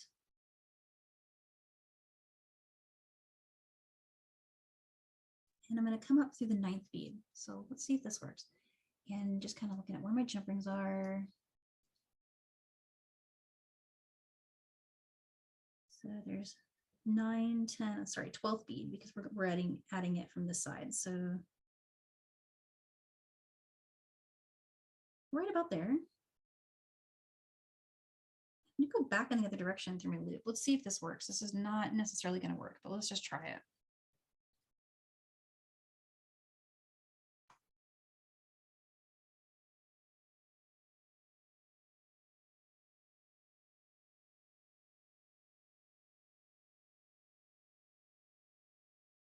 I did a really good job with tensions. This is really tight getting through this. There we go. One more. Actually, one thing I really love about these premium classes is you guys are always game for an adventure of trying something new. Let's get out of that jump ring and come back through those original 4. So everyone see what I did there? I'm linking the 4 in the loop to the down bead there. And the jump rings are not in the greatest position for that, but I'm just gonna be like, you know what? They're good. There. Check that out. Okay, so I could come back over here and even connect it here, right? The jump rings don't look like they're sticking out too badly. What do you guys think of that? Do you like it? Let's go through one more. I'm gonna fix it on this side. If I just came up with this like right now, so I could diagram this for you guys if you like it and it's at all confusing. I'll do a little sketch. 2, 3, 4, and let's go through these 4 here. But basically what I'm doing is the same thing we did when we started our peyote stitch. We were turning that string into 2 rows by connecting them. So see, I'm connecting these 4 to those 4. Lots of people like it anchored. Yeah, I'm loving it anchored too. And Cindy's saying you could also use a smaller jump ring. Yeah, now I'm wishing I'd done that now. I'm also wishing I'd put this jump ring over here on that side. You know what you could even do? Okay, this is crazy, but maybe you could just create another row and then just link your jump ring under it. You wouldn't even have to go through all that hoop. You could just, there's space here. You could just put a jump ring through it. And then close your jump ring. So yeah, after all that, there's an even better way to do it, which is this, for example, let me show you on the side. We could just put a jump ring through here and a jump ring through here. Assuming that's tight, right? Lots of smiles on that finding. Yeah, so I mean, playing with things and just kind of doing goofy stuff and seeing what happens. That's 90% of beading right there. I'm not loving the way that turns in, so I have to fix that, but I don't know. What do you guys think? Could do, let's see, we're doing great for time. So anything Definitely else? anchored. Yeah, I think, I'm liking that. yep. Yeah, and I'm thinking that I won't make you guys watch me do it, but I will actually pull this out, and I think I'm going to redo the way I did that to make the anchor version happen just by creating a regular row. Because otherwise I've got to connect it over here now and really clean it up a lot. But yeah, that's something you can definitely experiment with and see if you like it. So how many people are going to do a bracelet? Is that what most people are going for? Or does anyone think they might do something different? Not sure. Danielle, how do you have the time to show how you put the felt back? Yeah, I've got that ready. I have my other sample to show that. And of course, this is something you'll think ahead as you're working. If you know you want to do the felt, maybe work with a thread that matches the color of your felt. Yeah, I think the felt back is gonna make them more sure about what they want to do. And you could even turn a felt backed one into a bracelet too if you wanted. You don't really need to, but if you wanted to, you could. And I thought this color right here was really beautiful with that. And so let me grab my needle back. I did work with a darker thread for this one. So this is going to be a little bit difficult to see. My apologies. I thought I was going to be working on the white background, and well, actually pretty soon we will be, because I'm going to move this. But a lot of you guys have seen in our bead embroidery class where we did some tacking. It's a type of stitching where you're just kind of, you're not really going all the way through, right? but you're just kind of doing that. So that's kind of how we're going to do this. And I didn't bring any of my sewing scissors up, but sewing scissors would be great. I do have my precision scissors and they cut felt just great. So, but if you have sewing scissors, it might make your life a little easier. Also, another thing that would be handy is a fabric pencil in a color that contrasts with your felt. So you can take and lay it here and then just draw your line. You basically want it to overhang your piece by a tiny amount, but not a lot. And then you would just cut all along. So the way you would stitch it down, I'm going to show you guys how to do that. So from where your thread will be exiting from the last bead, the last bead that you added. And then just kind of pick up a little edge. And this will be, let me work on an edge that's kind of seems like I cut it. And don't get, don't get super perfection-y about it. It doesn't matter if your thread actually shows through, but you can kind of make it so your thread doesn't show. When you're working with felt though, on the edge of felt, you need to pick up a lot because it can rip through it, right? And I think the thicker thread is helpful again for having it not go through.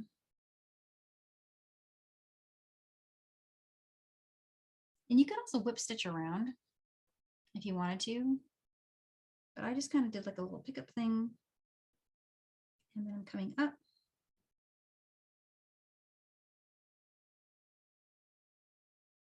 And grabbing the edge of my outside thread. So if you guys can see these threads on the side.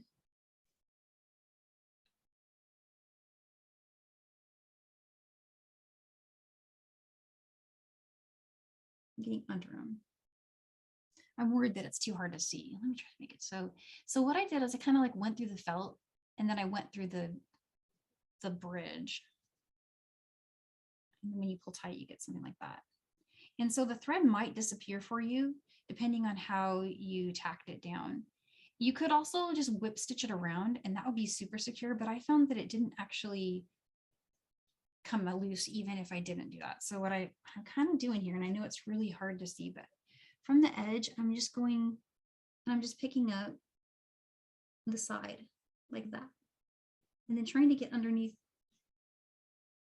right there. And it's tedious, a little bit tedious. It takes a while, but see, I'm going through my felt. Everyone see that, or is it too hard to see? And then picking up my thread bridge. You can see it, Danielle. We can see it. I'm wishing I used different colors now. I'm feeling bad that I chose these colors. But just tacking. And then it kind of matters if your tension is not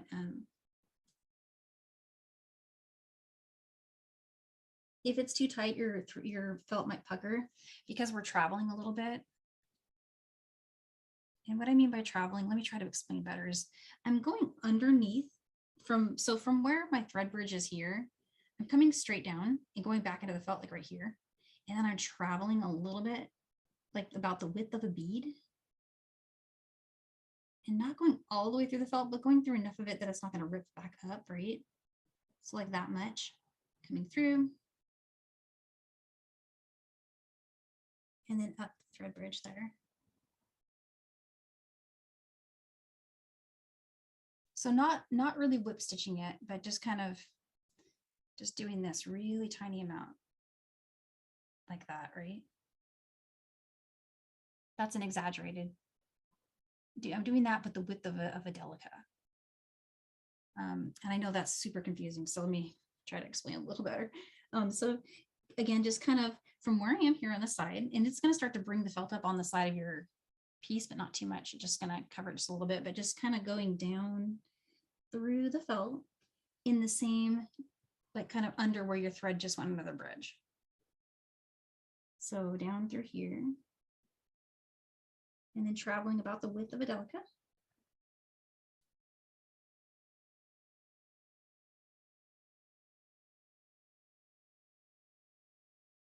Through there. And then under the thread bridge of the next one.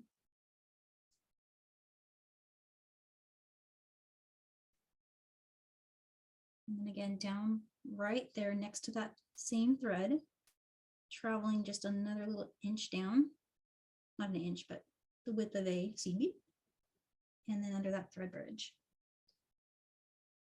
And so you can see kind of what's starting to happen is that it's not going around. So like it's not encircling and encapsulating the side. So you're not seeing thread on the side of your felt. And you can only whisper see it on the back, right? It's not even super visible there. If you really look, you might see like a little whisper, but it's really like kind of like a slip stitch, maybe, I guess. You could say it's kind of like that, but it's more of just like a tacking down. So let's just do a few more. And please jump in with questions because I'm nervous that I'm not explaining this one very good. No, we're following along, Danielle. Are you good? Seema wanted to know if you're doing that for every single bead. Yeah, it takes a while, but it's so pretty. And I find that it's really secure. I have one that I made a while ago, and it's my mom is still wearing it. And that's why it's not here to show you, because she's still wearing it. It's from a few years ago. And again, Margaret's pointing out that having that color edge is just accentuating that butterfly. Yeah, exactly. It's cool if you choose like the accent color in your piece with your felt. I have a lot of fun with stuff like that. And then when I'm doing these stitches, I have a really hard time with seeing where I am once you really start to get the felt coming up, because with every stitch you pull, it kind of comes up a little bit on the edge. So remembering where I last went under, it's a little tricky. So there's my next thread bridge. And down through there. And then I pick up a little tiny bit, traveling just to the next bead.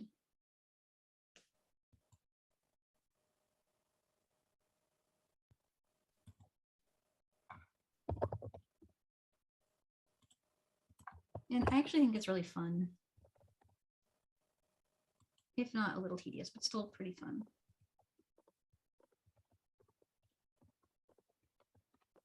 So I'll keep going for a minute in case anyone has any questions, and then also so you can see the result just a little bit. It's kind of satisfying to see it.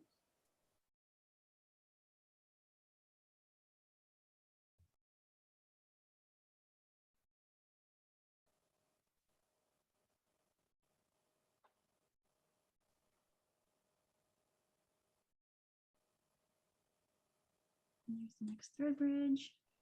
Danielle, earlier today, in the class, I had a question that I was saving to the end.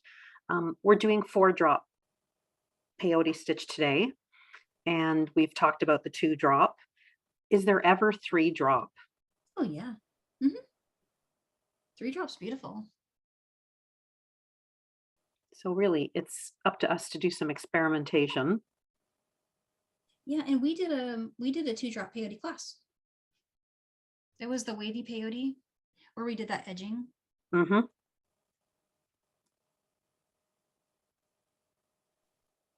It's not that when I'm making these felt ones, I think I do actually cut it after. So I'm trying to remember my process for it. I don't always do it the same way. But I think I do stitch it first. And then I might even do this side over here, stitch that side first, and then at that point I would trim it. And only because it's gonna, because it's using up a little bit different than laying flat would, if that makes any sense. It might actually use a little more. And so you might end up with a little too short if you've already cut it. So if you start in a corner and then stitch one side, you'll end up with it. And in fact, I'm kind of wishing I left myself a little extra room on this side, but I think it'll be okay. But that's also something to think about. If you don't want to cut it first, that I forgot to mention, that can help a little bit with you when you get over here. Let's see, I was just thinking, we have a thread bridge on this side that we're using to connect these sides, but what do you do for these side? Same thing, but we're going to just tack, instead of the thread bridge, we're going to tack to the threads that are inside the beads. I'm gonna show that really quick. So I'm moving into my other strand.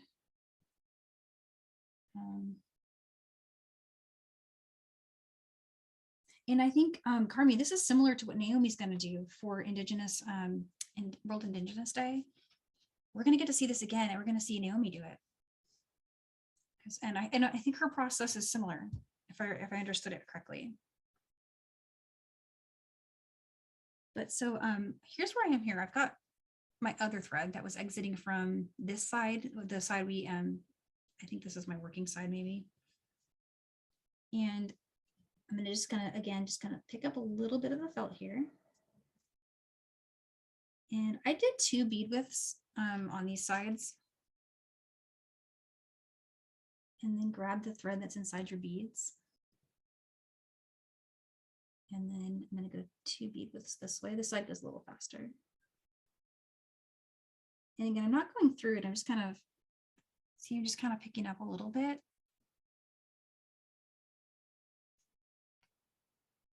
And I'm going to help this one sit in between the 2 beads. So it's sitting there.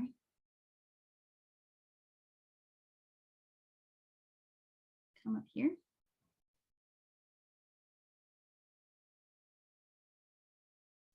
Also, I don't think it matters if you go up or down. So like what I mean by that is when you're picking up the thread that is inside of the felt, you can come down this way to get it, or you can just come up this way and get it. Depends on what your hand wants to do.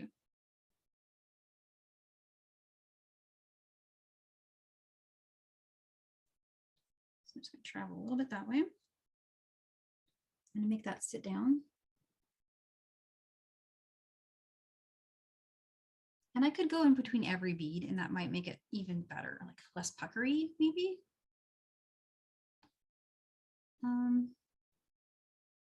Well, it's working.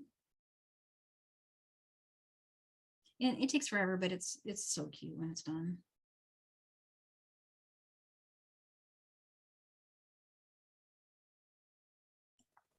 Danielle, if this was a 1-hour class, we'd probably just be whip stitching it. Yeah, and the whip stitching works too, if you like whip stitching. I just kind of like the, because you see this part we've secured so far right here. You can't see any of the thread there. And then if you flip it over, there's no thread on that side either. Yes, you're showing us the professional finish, which is much appreciated. And you'll want to use some pretty thick felt for it. And I found that this brand was pretty thick. You got a good few mils there, right? If you're using really, really thin felt, I mean, it's not going to be strong enough. It's just going to, the thread will just like rip up through it. Another way you can make it stronger if you were working with, like, for example, if I had to use some thin felt because I really like the color or something, instead of doing every bead, I might do every 2 beads or every 3 beads, because then you're traveling through more fiber. And it would still be cute. It wouldn't lock as secure like that on the side, but it would still work, and it would still, you know, serve its purpose. And I do plan to finish this one. It'll take me a long time to finish it. I'll just work on it here and there in between other stuff, just kind of to relax or whatever. This is a great project for if you're on an airplane to sit and do on a plane, because, you know, you don't have to have loose beads flying everywhere, and you can just sit there and do something that takes forever, but just one piece. And then, oh yeah, and so once you've got it stitched onto your felt, well, what then? Something I probably should have thought of before I stitched it down was, did I want to do anything with my edges, like Velcro or something like that? Or you could even like stick on sticker Velcro and have it be, you know, like a bracelet that way. So depending on what you're doing, figure out how much, you know, you need to leave as far as margin on your ends here. And yeah, so I was just going to mention that if you're loving this, definitely want to tune in for Naomi's class. I'm going to be on there too. And I'm planning to just work along, because I'm learning too. She has a technique that several different things she does that are very different from the way I learned to do bead embroidery. And I'm fascinated, and everything she makes looks really perfect. Like the beads are always precision locked next to each other. I don't know how she does that. So I'm going to be there to get that secret sauce. And that's again, June 21st, World Indigenous Day. Danielle, you honed in perfectly for timing today. So I'm going to recommend that you lift your camera up so everyone can see you. Oh, sure. Yeah. Let me switch over to my spotlight here. Oh, there. Someone did. Thanks, Maddie. Yeah. And so next week, what are we doing? Next week we're off, right? We don't have a class next Friday, but we do have coming up after that. We're just going into crystal awesomeness for like the entire month of it's May, right? It's May. It's May. Okay. Yeah, we're good. But so, oh yeah, I'll bring it down here and show you guys. So starting in order of what first, this is a really cool necklace. And it's a super easy design to create. It's little head pins, chain, some jump rings, and some 6mm crystal bicones. We're going to use this class as a intro to crystal, and Carmi's going to help me with preparing and talking about a little bit of history on Czech crystal, because Czech crystal has a fascinating story and the colors are so spectacular. And so just kind of a deep dive into what is Czech crystal, what makes it special and different, and why it's just so awesome and magical. So we'll do that and we'll make this necklace, and that'll be a really cool class. I'm looking forward to that one because I just love Czech crystal. I want to know more about it. And then after that, we're going to do I just named it like waterfall or flowing crystal waterfall. This is a cool idea that I recycle a lot that uses some Czech seed beads as making kind of like a bib. This is herringbone stitch. And then you just use it as and I'll show you how to string one of these and finish this side and then create all these other strings. So, and you can actually see the handout for this already. It's already on the Michael's website, so you can check it out. Any colors you want. Again, those are 6mm bicone crystal, and these are 4mm bicone crystal in between. And that's a size 11 Czech seed bead right there. So that's class number 2 in April. And then class number 3, so our next premium one, is a super bling deep dive into brick stitch earrings. And I know we've done some brick stitching before, but this one's a little different. It starts with a diamond shape. And I was going to show one other thing, which may or may not be interesting and useful depending on how much you want to geek out with beads with me. But I'm going to show you how to make this shape not using brick stitch, but using peyote. And we can brick stitch it too. But I actually made these with peyote stitch. And they're worked in a completely different way. So like brick stitch, you know, you would work from the center and then you would build your diamond up. And you would brick stitch your diamond down, and that works great. But sometimes in brick stitch, you can see your threads and it's kind of thick. This is peyote. I actually worked it this direction. So I started with a row here and then built the sides out with peyote stitch, decreasing back and forth. And so we'll show both. We'll show both versions.